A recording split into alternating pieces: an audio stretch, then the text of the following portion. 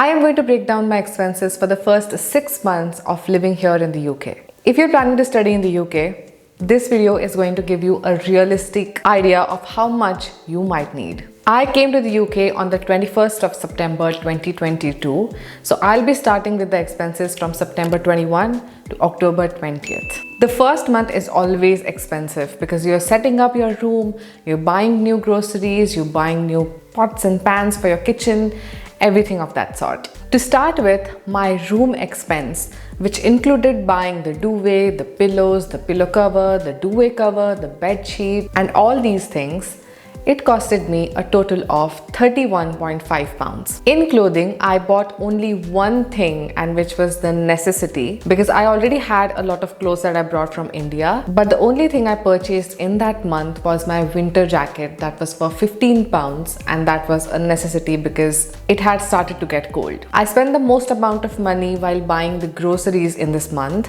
and that costed me £52.69. And that basically included all the groceries like the oil and the detergent and all the little things that I bought for the first time. So I mean, it was predictable. And then lastly, the general items in this month costed me £28.5. And this included basic things like a bath mat, a towel, a shower gel, and all these shampoo, conditioner, all these little things. And I've not included rent in this expense because it was £109 per week that I was paying for my first year. But these expenses does not include rent. So the total, by including the room expense, my clothing, grocery items and general items, the total was £127.69, which roughly came around 12,375 rupees. Now, I calculated this at that time during September 2022 because I was keeping a track of all my expenses, and it might vary, but this is an approximate amount. The second month, that was from October 21st till November 20th, the room expense was £7.85, and I don't think it was like a major expense because those were the little things that I needed for my room. The second expense, the clothing, was again £7. Again, not too bad, general amount. The expense for my groceries was £21.66, and again I think it was a very normal general amount. This is the amount kind of which I spend these days. So I feel like that was a very normal amount. And lastly, the general items costed me £16.08, and the total for this month was £52.59. And I feel like this is a very decent amount and a very decent expense for the month, considering that I lived in Lincoln, which does not include travel because everything is in walking distance, and I didn't even travel outside of Lincoln. I did maybe, but that was sponsored by my university, so that didn't cost me anything. And to convert it in Indian rupees, the monthly expense was 5,067 rupees. The third month, that is from November 21st to December 20th,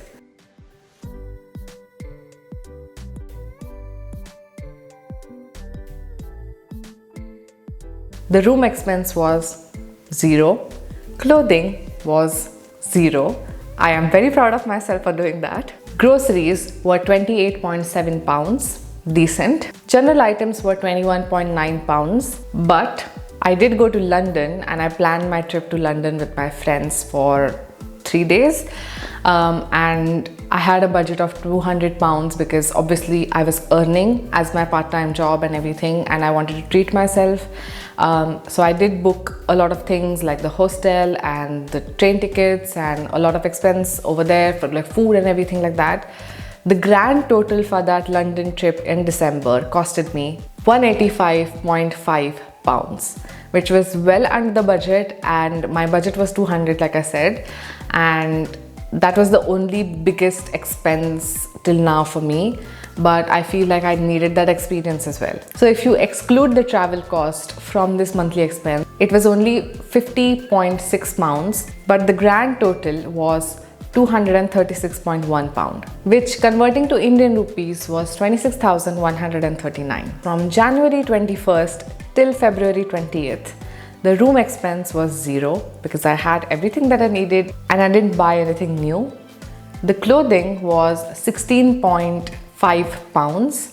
And weirdly, the groceries also costed me 16.5 pounds. The general items costed me 23 pounds. So that was the biggest expense for this month in terms of just normal expense. But I did travel to Cambridge in January, and that costed me 20.6 pounds. And that was a trip that I took with the university. And it was, I think, very cheap. And I think the general items and everything included the food cost and everything like that. Because this amount was just for like the travel, the bus fee. But I also had my birthday in February, and I took all my friends out for dinner, and that costed me a lot of money because UK restaurants are not cheap. So that cost was 76.5 pounds. Which is, I know, really expensive, but that is the amount that they also spent on me and getting my gifts and everything. So that kind of offset everything. So the total expense for me for the 5th month in the UK was 153.1 pound, which converted to 16,950 rupees. For the last month, that is from February 21st till March 20th, the room expense and shopping was £0 because I think after spending a lot of money for my birthday, I'd taken everything in a very calm way and I wanted to save money as well.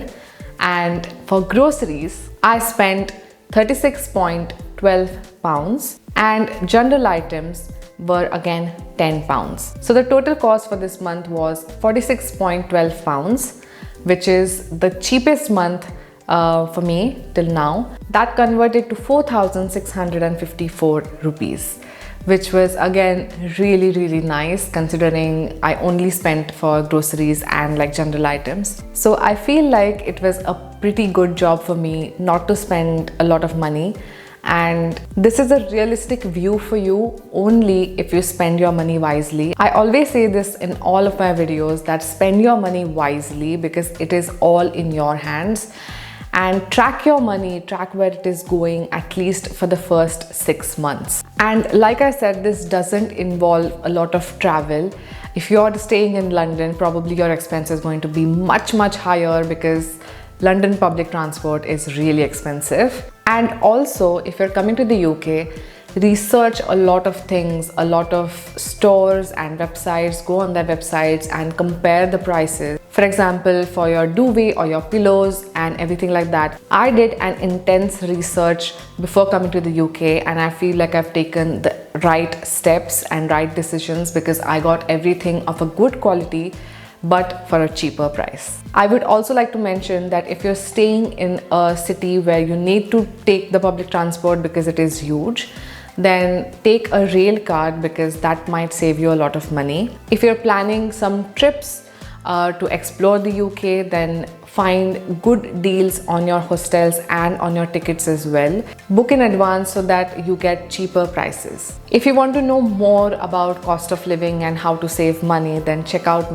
this video, and I've mentioned everything about it in that video. So that's it for this video, guys. I really hope that this helped you to understand and to give you a realistic perspective, and also to help you understand that you need to save money over here, and that also that you can survive a month in the UK in just 5,000 rupees without the rent and travel though. Thank you so much for watching this video. Please give this video a huge like, subscribe to my channel, and I'll see you in the next one.